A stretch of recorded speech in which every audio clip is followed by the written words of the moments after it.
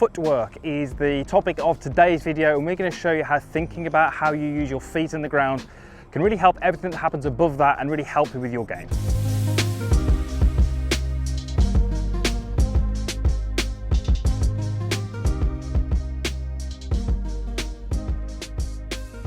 So welcome back to the Forest of Arden, where we're talking about your feet and how footwork can really influence the things that happen above those, so the knees, the hips, and how that can really influence your ball striking. So in today's video, you're going to learn about what the lead foot should be doing through impact. You're going to be learning about the trail foot and what that should be doing through impact.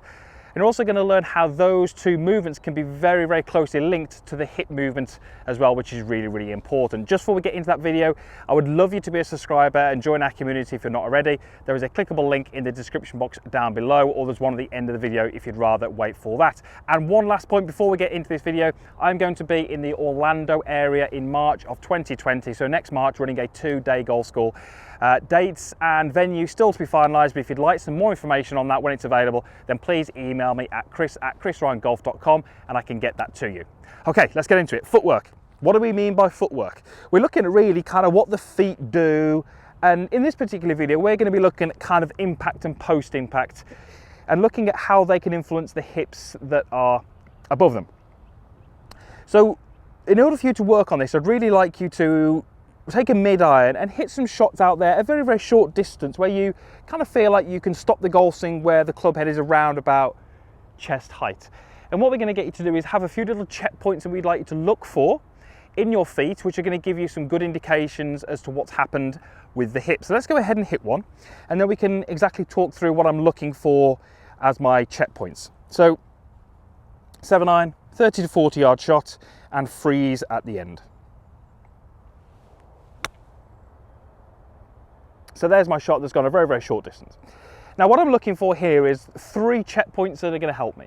I'd like to see the left toe in the air, and you can see that there. So my left toe is certainly in the air. We'll go through why in a moment. You'll also know that my trail heel is in the air. So my lead toe is in the air and my trail heel is in the air. And you'll also notice that my trail foot is very much banked to the inside. So those are my 3 checkpoints that I want to look for in that little exercise and work towards. Now, the only real way I can achieve those checkpoints is if I start to move my hips in a pretty functional manner.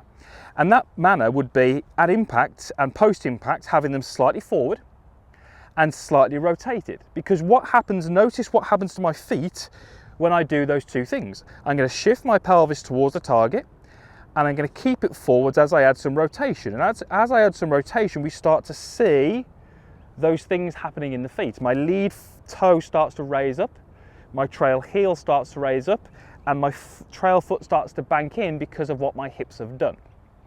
So there may well be some of you who, when you first of all do this little exercise, struggle to achieve those things. Now, very often what we tend to see if the pelvis isn't working correctly is that it's often too far back and under-rotated.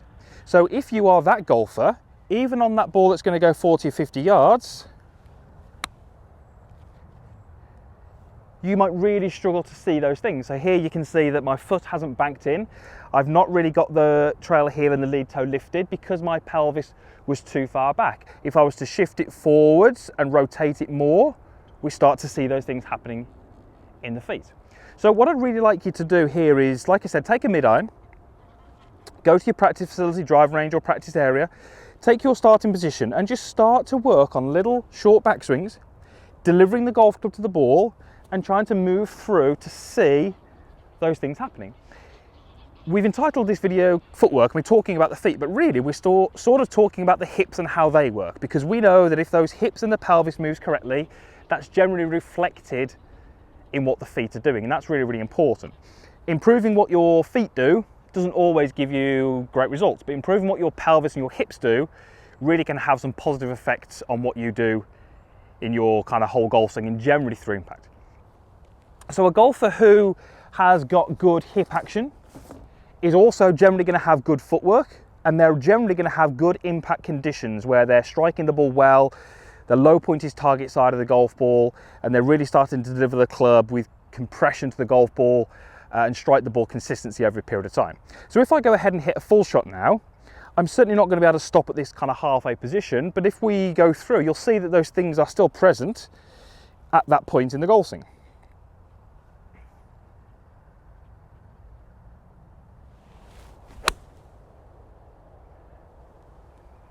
So if I hold that position there, because I've made a full swing, my trail heel has raised up a little bit more than the drill, but notice how the lead foot is in this almost banked position as well.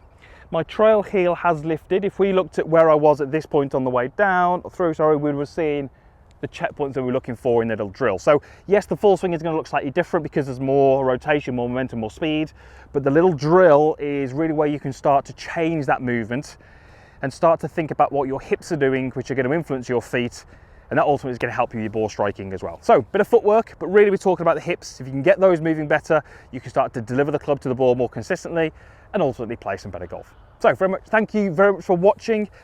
Please use the comments box down below if you've got anything you'd like to say. I really appreciate your feedback. Give it a thumbs up if you like it, and please share the video with someone who you think might benefit from the information that we've just provided you with. Thank you very much for watching. We'll hopefully see you back here again soon.